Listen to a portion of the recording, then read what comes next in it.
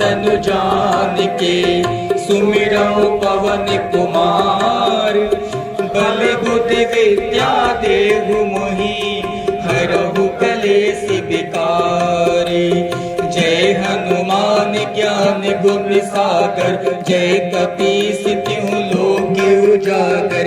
राम दूत अतुलित बल धामा अंजनी पुत्र पवन सुत नामा। महावीर विक्रम बजरंगी कुमति निवारि सुमति के संगी।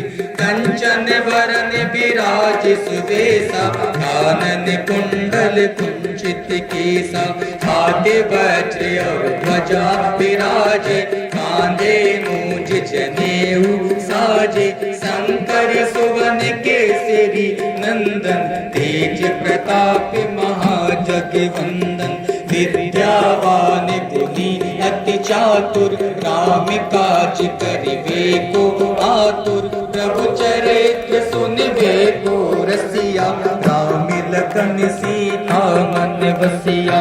सूक्ष्म रूप धरि सियहि दिखावा विकट रूप धरि लंक जरावा। भीम रूप धरि असुर संहारे रामचंद्र के काज संवारे। लाए सजीवन लखन जियाए श्री रघुवीर हरष उर लाए। रघुपति कीन्ही बहुत बड़ाई तुम मम प्रिय भरतहि संभाई। सहस बदन तुमिरो यस गावे अस कहि श्रीपति कंठ लगावे। सनकादिक ब्रह्मादि मुनीसा नारद सारद सहित अहिसा। जमि कुबेर दिखपाल जहाते कवि कोविद कहि सके कहाते। तुम्हें उपकार सुग्रीवहि कीना राम मिलाए राजपद दीना। तुमेरो मंत्र विभीषण माना लंकेश्वर भय सब जग जाना। जुग सहस्त्र जोजन पर भानु लील्यहु ताहि मधुर फल जानु। प्रभु मुद्रिका मेलि मुखि माहि जलधि लांघि गए अचरज नाहि। दुर्गम काज जगत के जेते सुगम अनुग्रह तुमरे तेते। राम दुआरे तुम रखवारे होत न आज्ञा बिनु पैसारे।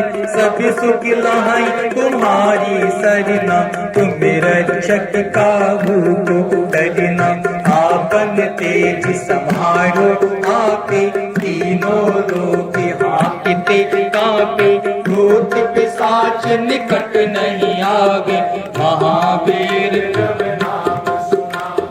नासै रोग हरे सब पीरा। जपत निरंतर हनुमत वीरा। संकट ते हनुमान छुड़ावे मन क्रम वचन ध्यान जो लावे।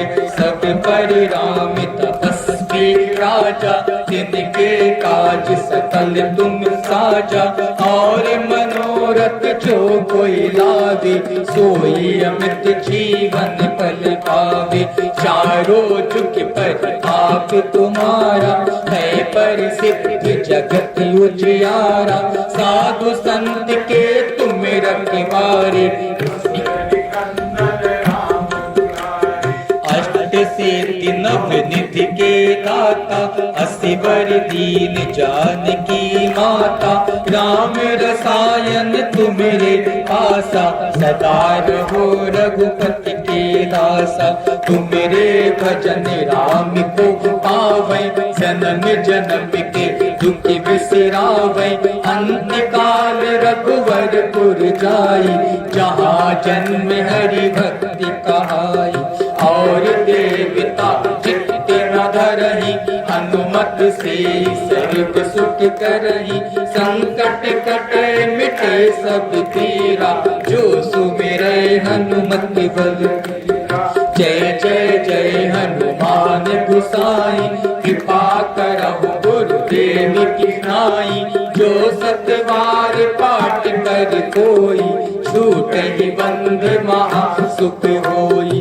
जो यह पढ़े हनुमान चालीसा होए सिद्धि साखी गौरी सा, तुलसीदास सदा हरि चेरा, की जय नाथ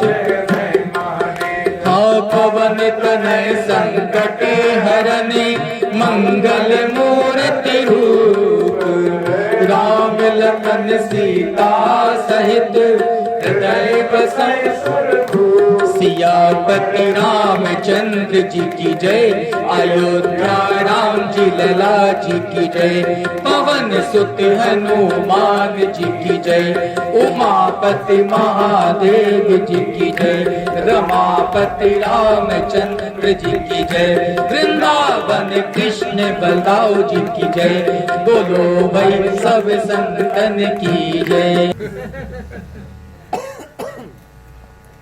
मंगलम कृष्णेन्द्राय महनीय गुणाधय चक्रवर्ती तनुजाय सार्वभौमाय मंगलम। ओम नीलाम भुजगश्यामल कोमलांगम सीता समारोपित बालभागम, पाणौ महासायक चापम नमामि रामं रघुवंशनाथम। आपदां भर्तारां दातारां सर्वसंपदां लोकाभिरामं श्रीरामं भूयो भूयो नमामि। वंदे विदेह कनया पदपुंडरीकं कैशोर सौरभ समाहित योगचित्तम्, हंतुम प्रताप मुनिसम मुनिहंस सेव्यम सन्मान साल परपीत पराग पुंजम। द्वयाधरम दुतितनुतरणाब्जनेतम हेमांबरम भूषण भूषितांगम, कंदर्प कोटि कमनीय किशोर मूर्तिम पूर्तिम मनोरथ भवम भज जानकीशम। ओम कुशल कुशल कुशल कुशला, कुशल पालक बालक ललिका,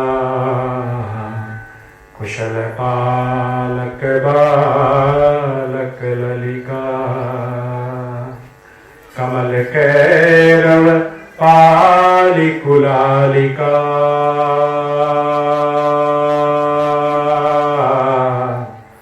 नासिथिला मिथिला धिप बालिका, नासिथिला मिथिला धिप बालिका, सुदयितौ दयितौ जगतामसौ,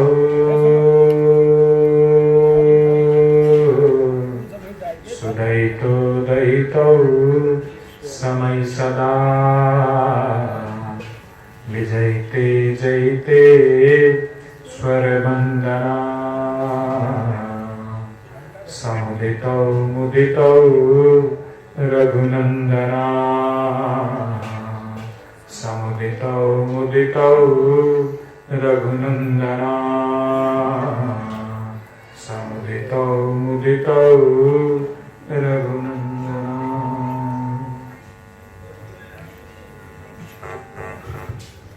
हृदय राम के इस कार्यक्रम में मिश्रा जी ने कहा कि आप लोग बैठे, कथा श्रवण का आप सभी को अवसर प्राप्त। साधारणतः हम लोगों के यहाँ जो प्रचलन है कि श्रीमद् भागवत महापुराण की कथा का आयोजन हो, 7 दिन की सप्ताह की कथा हो, रामचरितमानस की 9 दिन की, वाल्मीकि रामायण की या रामचरितमानस की कथा हो 9 दिन की, 7 दिन की जैसे, और प्राय जो श्रद्धालु लोग हैं वहां पर एकत्र होते हैं, भगवान की मंगलमयी कथा सुनते हैं और अपने कार्य में लगते हैं।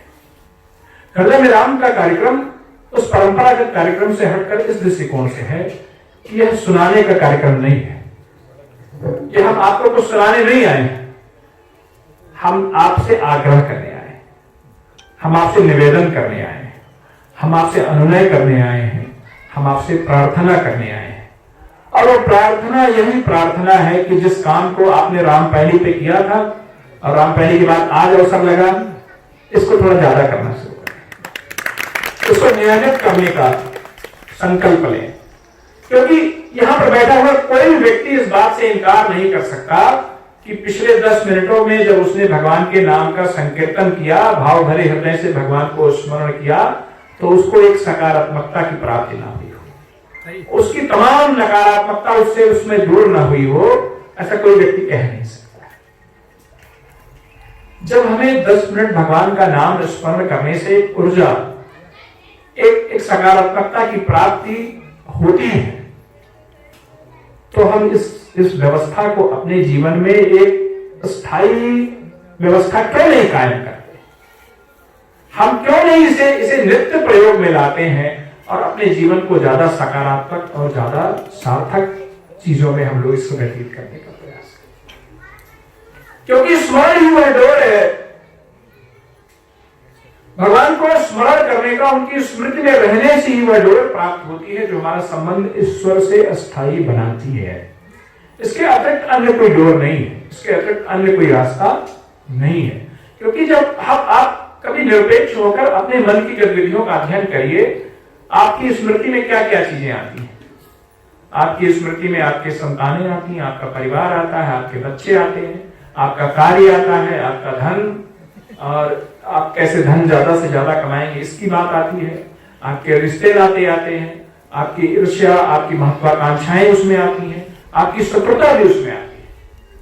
लेकिन उस पूरी मन की जो हमारी चिंतन की जो प्रणाली है, उस प्रणाली में ईश्वर कभी नहीं आते, क्योंकि हम ईश्वरोन्मुख हैं ही नहीं।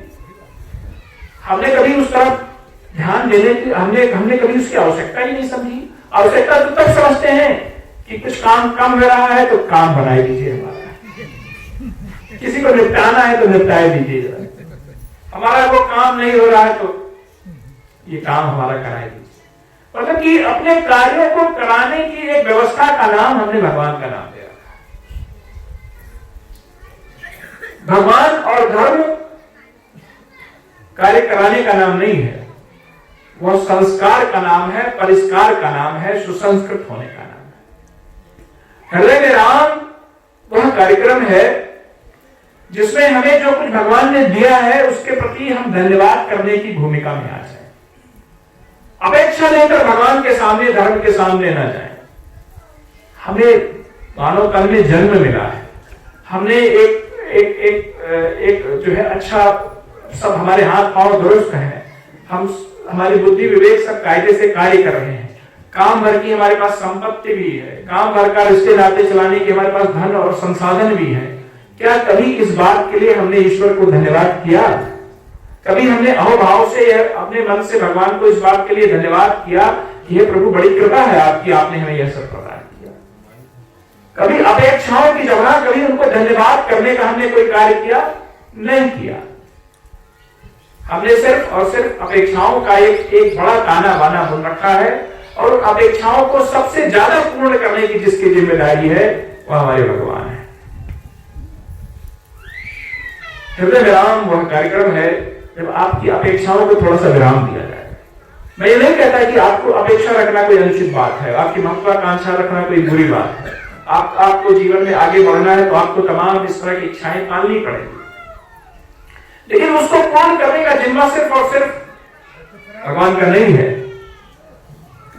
आप अपने कार्य में अपने मनोयोग से लगे, और आप मनोयोग से लगे हैं इसके लिए ईश्वर को धन्यवाद तो दें।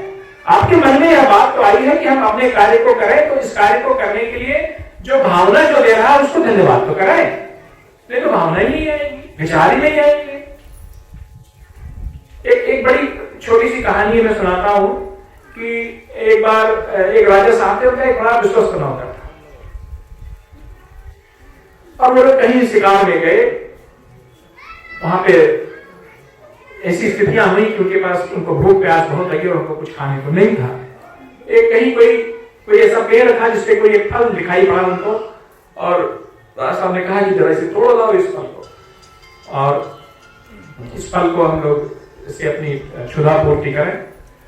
उस सेवक वह गया, वो फल लेकर आया, और चूंकि वो उनका बहुत भूलगा था, और राजाओं क्या है परंपरा होती कुछ खाने से पहले किसी को टेस्ट करा के खाते ताकि कोई उससे अहित ना हो। तो उस नौकर ने वह एक टुकड़ा फल का खाया, फिर उसने कहा कि नहीं मैं और खाऊंगा, फिर एक टुकड़ा और खाया, फिर उसने कहा नहीं मैं और खाऊंगा, फिर एक टुकड़ा और खाया। ऐसे करते करते, और चूंकि वो बड़ा उनका मुंह लगा था, वहां स्थितियां ऐसी थी कि राजा साहब उनके कार्यपालक नौकर तीसरा कोई खा नहीं पाते।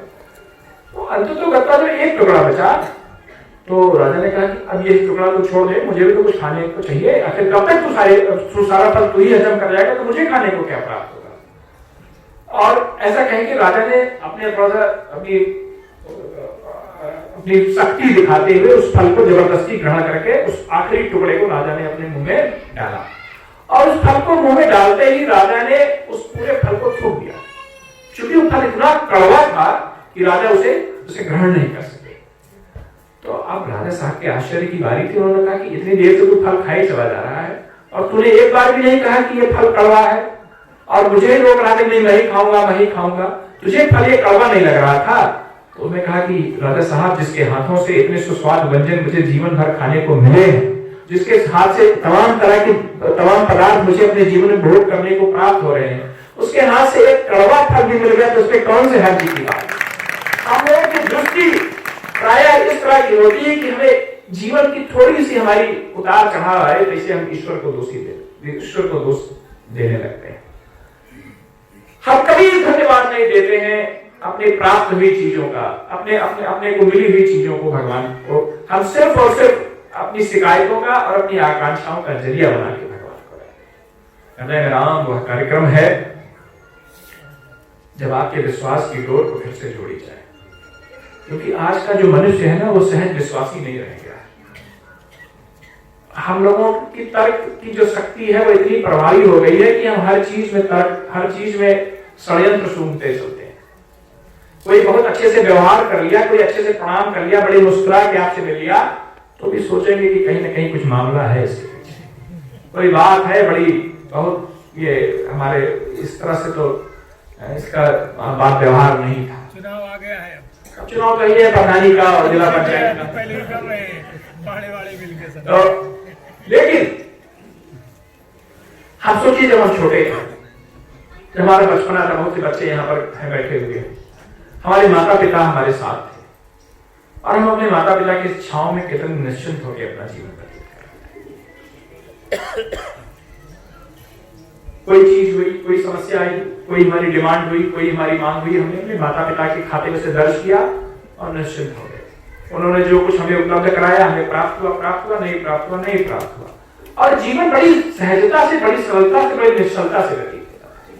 हम जैसे जैसे बड़े होते गए, हमारे विश्वास की वह डोर हमसे छूटती चली गई। हृदय में राम का कार्यक्रम वह कार्यक्रम है जब आपके जीवन की विश्वास की डोर, आपके जीवन का विश्वास का सूत्र श्री राम के हाथों में पकड़ा देने की, हम अपनी समस्याओं को, अपने जीवन की डोर को भगवान के हाथों में सौंप कर एक निश्चिंत, एक विश्वास, एक सहजता से, सरलता से युक्त जीवन व्यतीत करें। उस प्रक्रिया के प्रारंभ करने का नाम, जो नाम है वह हृदय में राम का नाम है। क्योंकि जब हमारे ईश्वर से कोई संबंध ही नहीं होगा, हम उन्हें स्मरण ही नहीं करेंगे, हम उनके बारे में हमारा कोई चिंतन ही नहीं होगा, तो हम जहां उनका विश्वास कैसे करें।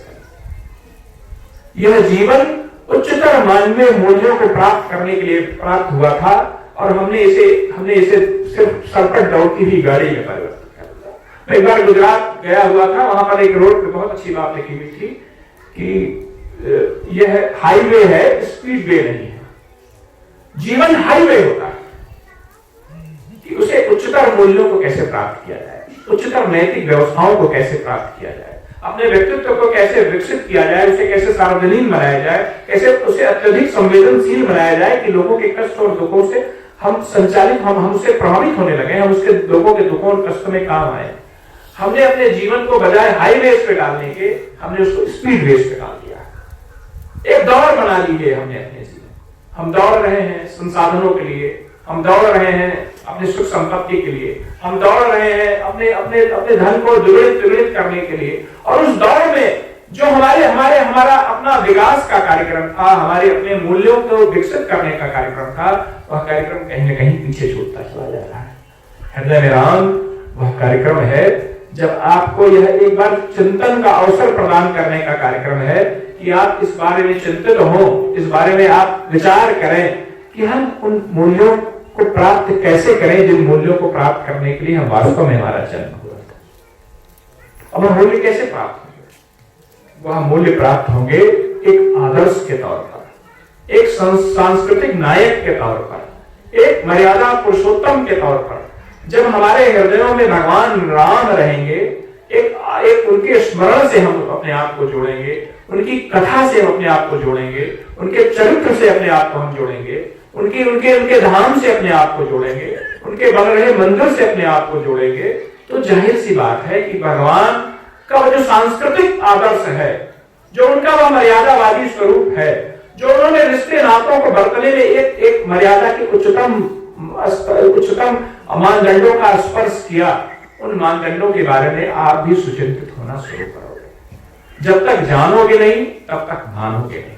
और जानने की प्रक्रिया वो यही प्रक्रिया है कि भगवान का स्मरण किया जाए, भगवान का गुणगान किया जाए, उनकी कथा सुनी जाए। उत्तरकांड जो समाधान का कांड है वह एक लाइन में निष्कर्ष देकर जाता है कि राम ही सुमिरहि गायहि राम ही सतत सुनिए ही राम गुणगान। यानी कि भगवान को स्मरण करिए, भगवान को गाइए और भगवान के गुणगान को निरंतर श्रवण करिए। क्योंकि जब निरंतर श्रवण करेंगे तभी आपके जो क्रियाकलाप हैं उनके क्रियाकलापों की तुलना आपको दिखाई पड़ना शुरू होगी। नहीं तो एक कहानी और एक स्टोरी बनकर रह जाएगी। राम कथा या भगवान का जो भी चरित्र या जो भी कहीं सुनने का अवसर प्राप्त हो, वह होता ही इसलिए है कि हम अपने आप को उसके आलोक में परखें, उसके प्रकाश में अपने आप को परखें, अपने को जांचें पड़तालें। तभी तो हम जान पाएंगे कि हमसे कहां चूक हो रही है, हमसे क्या कमी हो रही है। हृदय में राम वह कार्यक्रम है जब हम कहीं आत्मलोकन की स्थिति में आए, हम कहीं आत्मचिंतन की स्थिति में आए, हम कहीं आत्मविचार की स्थिति में आए, अपने आप को परखने की स्थिति में आए। और जब हमें अपने अंतर्गत उन दोषों की हमें भान हो, हमें अपने दोषों की पहचान हो, तब हम उन दोषों को परमात्मा के चरणों में आत्मनिवेदन की स्थिति में आए कि जैसे यह जीवन तुम्हारा है, यह दोष भी तुम्हारे हैं, अब इस दोषों के दूर करने की व्यवस्था भी आपकी है। आप संभालो इसको, आप दूर करो इसको, आप हमें इससे मुक्ति दिलाओ। और हम निर्दोष जीवन और एक त्रुटियों से रहित जीवन हम व्यतीत करने का संकल्प लेकर जीवन व्यतीत करना शुरू करेंगे, तब जाकर हमारे हृदयों में राम आएंगे। क्योंकि निर्मल मन जन सो मोहि पावा, मोहि कपट छल छिद्र न भावा। जिनके कपट है, जिनके छल है, जिनके छिद्र है, उनसे भगवान एक दूरी उनसे बनी रहेगी। और हृदय की व्यवस्था ऐसी है कि इसमें काम क्रोध मोह लोभ मत्सर इस तरह से विद्यमान रहते हैं कि भगवान के आने की संभावनाएं कम रहती हैं। हृदय में राम वह कार्यक्रम है जब आपके हृदयों में राम पधारे। अब इसके लिए मैं बहुत छोटे छोटे उपाय बताता हूं कि कैसे इसको हम लोग प्राप्त कर सकते हैं। एक तो हमारे घरों में कुछ इस तरह की व्यवस्था होनी चाहिए। जिस दुर्गा जी का चित्र यहाँ पर लगा हुआ है, इसी तरह से हमारे घरों पे कहीं न कहीं हमारे मुख्य दरवाजे पर सीताराम, श्री राम, जय राम, जय जय राम, इस तरह के स्लोगन्स लिखे होने चाहिए, पंक्तियां लिखी होनी चाहिए। रामचरितमानस की पंक्तियां लिखी होनी चाहिए, भगवान का नाम लिखा होना चाहिए। आप जाने अनजाने आपकी नजर उस पर पड़ेगी, नजर पड़ेगी तो अपने आप दोहराएंगे आप। दूसरा जो सबसे महत्वपूर्ण बात है कि हम लोग जयराम करने वाले लोग, हम अपने अभिवादन के लिए भी भगवान का नाम लेते हैं और किसी को जब इस धरती से विदाई देनी होती है तभी राम नाम शब्द का। मतलब हमारी संस्कृति में भगवान का नाम कुछ इस तरह से रचा बसा था कि हम जाने अनजाने, कोई विवेकवान व्यक्ति है, कोई चेतनावान व्यक्ति है, उनका स्मरण करता रहता था। नहीं, अगर कोई विवेक और चेतना से युक्त व्यक्ति है तो उसको भी ऐसा वातावरण मिलता था कि भगवान के नाम का स्मरण करता रहता था। हम कुछ ना करें, कम से कम अपने अभिवादन में तो जयराम का प्रयोग करना शुरू, क्योंकि जब हम भगवान का नाम लेते हैं अपने अभिवादन में, तो हम अभिवादन के साथ साथ, अभिवादन एक प्रकार से साधारण प्रक्रिया है, किसी कोई मिले तो उसे ग्रीट करने का, उसे अभिवादन करने का, नमस्ते कर लिया, नमस्कार कर लिया, प्रणाम कर लिया। लेकिन जब हम भगवान का नाम किसी के अभिवादन के साथ साथ लेते हैं तो यह वह प्रक्रिया होती है जब हम उसका भला भी चाहेंगे। जब हम राम का नाम लेते हैं किसी का अभिवादन के साथ तो हम अपना भी भला चाहते हैं, और जो राम जी हमारा भला कर रहे हैं वह आपका भी भला करें, ऐसी मंगल कामना हमारे मन में रहे। इस मंगलाचरण को हम भूलते क्यों जा रहे हैं? इस मंगलाचरण को हम अगर अयोध्या के लोग हैं, हम अयोध्या के नागरिक हैं, हमें भगवान के जन्मस्थली पे जन्म लेने का सौभाग्य प्राप्त हुआ है, तो हम अपने अभिवादन में, अपने सुख में, अपने दुख में जाने अनजाने गाहे बेगाहे उनके नाम का स्मरण करते रहें। ये तो काम हम कर सकते हैं। अपने घरों पे हम राम जी का नाम तो लिख सकते हैं, राम जी का चित्र तो रख सकते हैं, एक रामचरितमानस की एक चौपाई तो रख सकते हैं कि प्रतिस नगर कीजिए सब काजा, हृदय राख कौशलपुर राजा। पहले हमारे अयोध्या में जगह जगह मंदिरों में वो लगा रहता था बार ब्रह्म परमेश्वर सगुण रूप श्री राम, जो भी जन आवे यहाँ सबको सीताराम। यानी कि सभी लोगों का स्वागत, अभिनंदन, उनकी मंगल कामना, उनका मंगलाचरण भगवान के नाम से करने की जो परंपरा हमारी रही है, उस परंपरा को भूलते क्यों जा रहे हैं? उस परंपरा को भी स्मरण करने की आवश्यकता है। और जो सबसे बड़ी आवश्यकता है, जो हृदय में राम, यह जो 10 मिनट का यह हम लोगों ने यहाँ पे भगवान के नाम का संकीर्तन किया, इस नाम के संकीर्तन की व्यवस्था आपके घरों में कैसे हो? 5-10 मिनट का समय निकालकर आप अपने घरों में कैसे भगवान का नाम लें, इस व्यवस्था को सुनिश्चित करें। व्यक्तिगत तौर पर भी, परिवार के तौर पर भी, और गांव में कहीं कोई धर्मस्थल है, कोई मंदिर है, कोई हनुमान जी का मंदिर है, कोई शंकर जी का मंदिर है, उस मंदिर पर बैठकर कैसे 10-5 मिनट भगवान का नाम लिया जाए। और भगवान का नाम जब घरों में, लोगों के घरों में, मंदिरों में, सब जगह एक नियमित क्रम पे इसका अनुस्मरण हम लोग करते रहेंगे, यह संस्कृति राममय हो जाएगी। संस्कृति राममय हो जाएगी, हमारे घर परिवार का वातावरण राममय हो जाएगा। और जब घर परिवार का वातावरण राममय हो जाएगा तो हम भी राममय हो जाएंगे और हमारे हृदय भी राममय हो जाएंगे। इसी अपेक्षा के साथ, इसी अनुरोध के साथ कि आज का यह कार्यक्रम कोई हम लोगों के मिलने जुलने के कार्यक्रम तक सीमित होकर न रह जाए। हम यहाँ से जाएं तो एक संकल्प लेकर जाएं, एक दृढ़ता लेकर जाएं कि जब भी अवसर पाएंगे भगवान का नाम स्मरण करते रहेंगे। जब भी अवसर पाएंगे अपने घर परिवार वालों को इस बात के लिए अनुरोध करेंगे कि बैठ के 5-10 मिनट भगवान का नाम लो। मैं ऑनलाइन कार्यक्रम करता हूँ। लॉकडाउन के समय जब भयंकर लॉकडाउन चल रहा था 2-3 महीने, और लगातार मेरे उस फेसबुक लाइव से लोगों से मैं आग्रह करता था। उस समय लोगों के परिवार अपने घरों में रहा करते थे, घर का पूरा परिवार बैठ के सब लोग नाम संकीर्तन करते थे। अखिलेश जी बैठे हुए हैं, सभी लोग अपनी फोटो भी डालते थे कि कैसे हम लोग अपने घर में बैठ के भगवान का नाम ले रहे हैं। और ये मान के चलिए कि उस 5 मिनट के राम नाम संकीर्तन से उस विपरीत स्थितियों में सकारात्मक बने रहने की, मनोबल बनाए रखने की, आत्मबल बनाए रखने की एक ऐसी व्यवस्था लोगों को उस समय प्राप्त हुई कि इन विपरीत स्थितियों में भी लोगों का मनोबल टूटे नहीं पाया।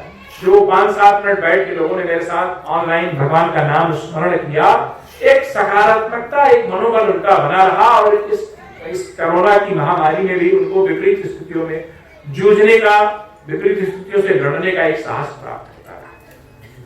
मैं जेल में गया था, ये हृदय में राम का कार्यक्रम विपनेश जी यहाँ पर बैठे हुए हैं, इनके माध्यम से वहां पर था।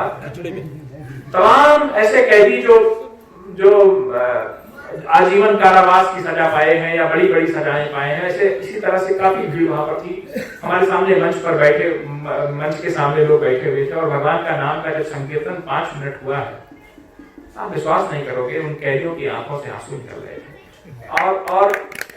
और मुझे भी लगा कि इससे ज्यादा सकारात्मक कार्य क्या हो सकता है। ऐसी स्थिति में जब व्यक्ति के जीवन में घोर निराशा, ऐसी स्थिति में जब उसको यह मालूम है कि मेरा पूरा जीवन अब इस जेल की सलाखों के पीछे बीतेगा, उस स्थिति में भी भगवान के नाम का हृदय से संकीर्तन ने उन लोगों के अंदर सकारात्मकता और एक अंदर से उनके अंदर ऊर्जा और एक प्रेम का आविर्भाव कर दिया। वह शक्ति है। हम लोग राजनीतिक कार्यक्रमों में भी जाया करते हैं। अभी जो हैदराबाद के लोग ये सांसद, उन्होंने कार्यक्रम, और राजनीतिक कार्यक्रमों तो राजनीतिक माहौल रहता है। नेता तो हर समय अपने ही, सब कोई पंचायत लड़ने वाला, कोई ये लड़ने वाला, तो अपने ही उसमें रहते। लेकिन वहां पर भी माइक से जब 5 मिनट भगवान के नाम का संकीर्तन हुआ, पूरा वातावरण बदल गया। तो जो लोग अपने ऑटो की फसल को दुरुस्त करने आए थे, उनके हृदय की राम नाम की फसल लहरा रही थी वहां पर। यह देखकर बड़ी प्रसन्नता हुई। तो मेरा कहना इस बात के पीछे, मैं इस बात को बहुत जोर देके इसलिए कह रहा हूं कि करिएगा तब इसका आनंद प्राप्त होगा, करिएगा तो देखिएगा। मैं ये नहीं कह रहा हूं कि आपके घरों का वातावरण कोई दूसरी वातावरण है, लेकिन उस वातावरण में और एक ऊर्जा आ जाएगी, एक और उसमें एक सकारात्मकता आ जाएगी, एक सरस हो जाएगा वातावरण। और जिन्होंने भगवान की स्मृति से अपने आप को जोड़ लिया, जिन्होंने हमारे राम से अपने आप को जोड़ लिया, उन्होंने समझ लीजिए कि इस जीवन को जीने का सूत्र प्राप्त कर लिया। उनको जीवन जीने का ढंग प्राप्त हो गया, उनको जीवन जीने का रास्ता प्राप्त हो गया। ये रास्ता आप सबको प्राप्त हो। एक बहुत एब्सर्ड बात है, लेकिन मैं आज से मैं रवि जी उसकी भी शुरुआत कर रहा हूँ, और वो आप लोगों के बीच में नहीं कहनी चाहिए, बहुत सी महिलाएं भी यहाँ पर बैठी हुई हैं। मैंने बहुत दिन पहले एक फेसबुक पे एक अभियान चलाया था। आप कभी भी इस जो यहाँ चौराहा जा रहा है, वहां पे चुपचाप खड़े हो जाइए जाके, और आने जाने वालों की बात खाली सुनते रहिए। हर दूसरा तीसरा आदमी जो निकलेगा अपने क्रोध को व्यक्त करने के लिए, अपने रोष को व्यक्त करने के लिए या कुछ भी व्यक्त करने के लिए, अनावश्यक तौर पे मां की गाली देता रहता है। एक तकिया का नाम सा बनता है। हमने बहुत बार इस बात को ऑब्जर्व किया है कि कहीं आप छोटे छोटे बच्चे जाएंगे, अब अनावश्यक तौर पे कोई वजह भी नहीं है, हम लोग मातृ सत्ता को मानने वाले लोग हैं, और लोग गुजरते हैं बेपरवाह तरीके से गाली, अनावश्यक तौर पर गाली जाम लगा तब भी कहीं कुछ भी हुआ, गाड़ी के ऊपर गुस्सा होगी तो गाड़ी को गाली दे देगा।